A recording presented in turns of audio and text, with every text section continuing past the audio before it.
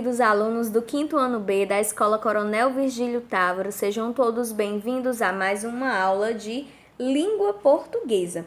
Hoje, quinta-feira, estamos começando nossa aula de língua portuguesa e eu vou trazer para vocês a classificação dos tipos de sujeito. Vocês lembram que nós estudamos já o que é sujeito, o que é predicado, que existe diferença entre frase e oração, e tudo isso depende muito do verbo, o quão é importante o verbo dentro de uma frase, né, que a torna uma oração.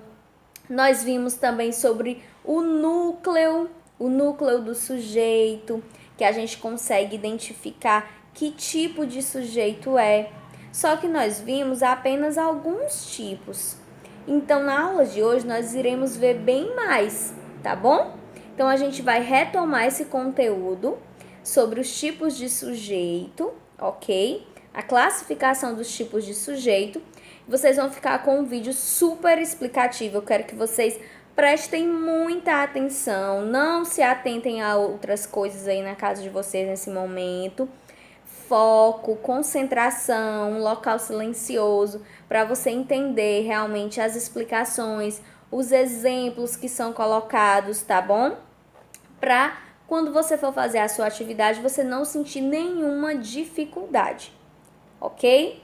Então, fiquem aí com a explicação sobre os tipos de sujeito. Hoje vamos estudar um dos termos essenciais da oração, que é o sujeito e os tipos de sujeito. O que é sujeito? Podemos dizer que o sujeito é o termo da oração que concorda em número, ou seja, singular e plural, e pessoa, primeira, segunda e terceira, com o verbo. Podemos dizer ainda que o sujeito é o termo da oração sobre o qual se diz algo, ou seja, o sujeito é o termo sobre o qual se dá alguma declaração. O sujeito pode ser um substantivo, um pronome ou uma palavra ou termo substantivado, ou seja, uma palavra ou termo que se tornou substantivo pela presença do artigo. Observe alguns exemplos. Os jovens jogam basquete. Primeiro, qual é o termo da oração que concorda com o verbo jogar? É o termo os jovens. Perceba que os jovens está na terceira pessoa do plural, concordando com o verbo jogar, que também está na terceira pessoa do plural. E quem jogam? Os jovens. Note que é sobre os jovens que se diz algo na oração. Então, os jovens é o sujeito da oração. Veja outro exemplo. O gato pulou do telhado. Veja que o termo o gato está na terceira pessoa do singular, concordando com o verbo pular, que também está. E sobre quem se declara algo na oração? Sobre o gato. A oração informa que o gato pulou do telhado. É sobre ele que se diz algo. Então fica confirmado que realmente o gato é o sujeito da oração. Porém, nem sempre é fácil identificar o sujeito, pois ele pode estar oculto, indeterminado ou mesmo nem existir. É por isso que existem os tipos de sujeito, e são 5, anote aí: sujeito simples, sujeito composto, sujeito oculto, sujeito indeterminado e sujeito inexistente. Vamos ver cada um desses, mas antes você tem que saber o que é núcleo de um termo. De forma geral, o núcleo de um termo é a palavra mais importante dentro do termo analisado. Geralmente, o núcleo é um substantivo, um pronome ou um verbo. Por exemplo, os jovens jogam basquete. Os jovens já sabemos que é o sujeito da oração, e jogam basquete é o predicado, ou seja, é tudo aquilo que se diz sobre o sujeito. Só que dentro do sujeito e dentro do predicado, há palavras que são importantes, que são fundamentais para compreender a oração, que não podemos tirar. Que palavra dentro do sujeito você acha que não posso tirar? A palavra os ou a palavra jovens? E dentro do predicado, qual palavra é mais importante? A palavra jogam ou a palavra basquete? Vamos ver. Se tiro o os, fica jovens jogam basquete. Consigo entender. Se tiro a palavra jovens, fica os jogam basquete. Ficou uma lacuna na oração, então falta informação. Então, jovens é a palavra mais importante dentro do sujeito. Não posso tirar. No estudo das classes de palavras, jovem é um substantivo, vem com o artigo os. Já na análise sintática, jovens é o núcleo do sujeito. Beleza? Agora vamos para o núcleo do predicado. Se tiro o verbo jogar, eu acabo com a oração, uma vez que já sabemos que não existe oração sem verbo. E sem contar que compromete o sentido da frase. Fica os jovens basquete. Se tiro a palavra basquete, vai faltar informação. Fica os jovens jogam, mas mesmo assim consigo compreender a oração. Então posso até tirar a palavra basquete, mas não posso tirar o verbo jogar. O verbo jogar é o núcleo do predicado, não posso tirá-lo, beleza? Portanto, jovens jogam são as palavras mais importantes da oração. Agora que você já tem uma noção sobre núcleo, vamos estudar os tipos de sujeito. Vamos começar pelo sujeito simples, que é o mais fácil. O sujeito simples é quando tem apenas um núcleo. Por exemplo, Pedro corre muito. Quem corre? Pedro. Pedro é o sujeito e só há um núcleo do sujeito, portanto, Pedro é um sujeito simples, diferente do sujeito composto, que tem mais de um núcleo. Exemplo, Pedro e Ana correm muito. Quem corre? Pedro e Ana. Agora não é só Pedro que corre muito, Ana também. Então temos dois núcleos. O sujeito, portanto, é composto. Fácil, né? Agora o sujeito oculto, que é quando está implícito, mas é possível identificá-lo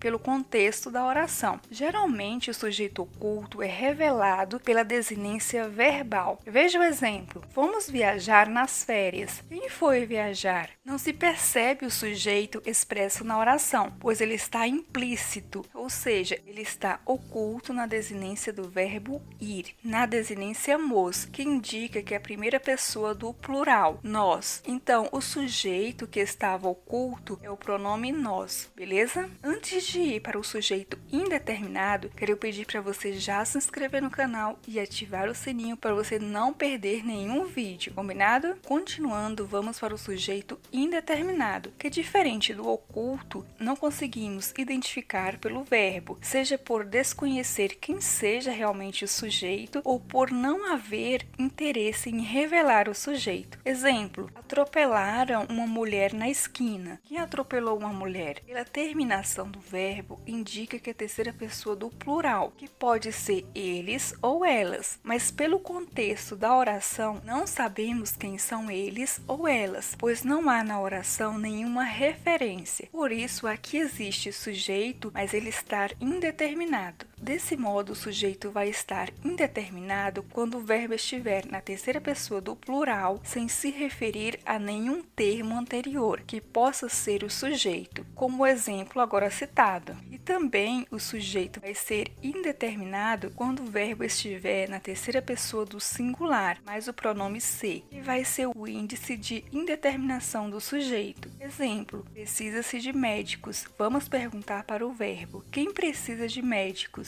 Não temos a resposta, não sabemos quem precisa de médicos. Médicos não é o sujeito da oração. Para confirmar, vamos passar para a voz passiva analítica, como aprendemos no vídeo sobre vozes verbais. De médicos é precisado. Fica estranho, né? Então, realmente, o sujeito não está na oração. E o se aqui é o índice de indeterminação do sujeito. O sujeito é indeterminado. Por último, vamos para o sujeito inexistente, que é quando não existe sujeito na oração. Mas atenção, não confunda sujeito indeterminado com sujeito inexistente. No sujeito indeterminado, sabemos que há sujeito, só não conseguimos identificá-lo, mas ele existe. Já no sujeito inexistente, como o próprio nome já diz, não existe sujeito. A oração é composta somente de predicado, uma vez que o verbo não concorda e não se refere a nenhum ser. Desse modo, a oração sem sujeito é construída com verbos impessoais, na terceira pessoa do singular. São verbos impessoais. Anote aí. O verbo haver, no sentido de existir, acontecer, realizar-se e decorrer. O verbo fazer, passar, ser e estar, com referência ao tempo e temperatura. E os verbos chover, ventar, nevar, gear, que indicam fenômenos da natureza. Veja os exemplos. Exemplo 1. Faz calor aqui. Perceba que o verbo fazer está indicando a temperatura do local. Está indicando que está quente. O verbo fazer aqui é impessoal, ou seja, não concorda e não se refere a nenhuma pessoa. Exemplo 2. Há muitas pessoas na festa. O verbo haver aqui está no sentido de existir, ou seja, indica que existem muitas pessoas na festa. O verbo haver aqui é impessoal, o que torna a oração sem sujeito. E exemplo 3. Faz 2 anos que me mudei de cidade. Veja que o verbo fazer aqui indica tempo, um tempo passado. Quando isso acontecer, é um verbo impessoal, que não tem sujeito. Beleza? Então por hoje é isso, espero que esta aula tenha ajudado você a entender um pouco mais sobre o sujeito e os tipos de sujeito, que você tenha percebido a diferença de cada um e passe a observá-los nos contextos em que são usados. Então, gente, com a explicação dessa não tem mais como você errar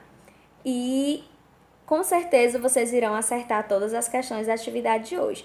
Agora vamos lá. Qual será a atividade? Gente, a atividade ela vai ter 2 partes, tá? A primeira parte será aqui nesse livrinho, pois ela será a continuação da atividade que nós fizemos na terça-feira, ok? Ela será na página 150, onde você vê na página 150 classificação dos tipos de sujeito, sujeito simples, composto, oculto e indeterminado.